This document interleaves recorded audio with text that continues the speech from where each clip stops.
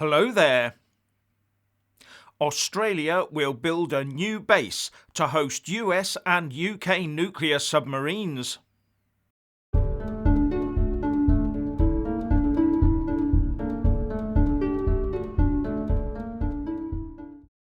While the world watches the Russia-Ukraine war, Australia is stepping up to the mark with a new nuclear submarine base to reinforce the AUKUS deal that caused the French so much consternation.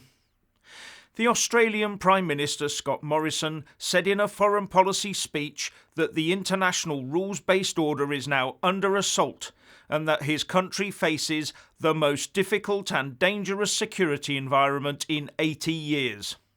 Although whether that comes from China or internal medical mandate protesters is debatable. Anyway, this initiative for a new nuclear sub-base on the Australian east coast is meant to send a message to head off any move by China to have a crack at Taiwan while everyone's involved in the Ukraine crisis.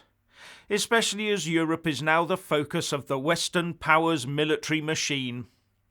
Having a base on the Australian east coast will allow not just the new Australian nuclear submarines, but also US and UK nuclear-powered submarines to dock, make repairs, restock food, and even change personnel before then taking to sea to patrol in China's backyard for an extended period.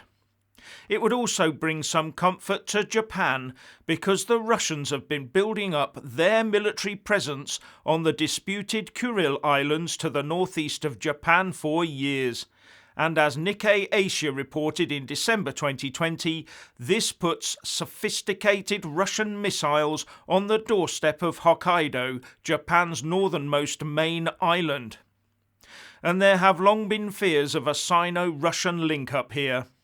So ponder on that while you tell the Ukrainians to buckle to Kremlin demands.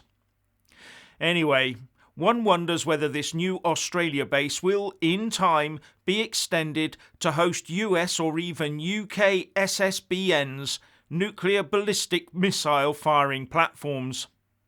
But that would throw up its own problems and could well be viewed as provocative by Beijing. But taking Taiwan, officially known as the Republic of China, would be no easy task for Beijing.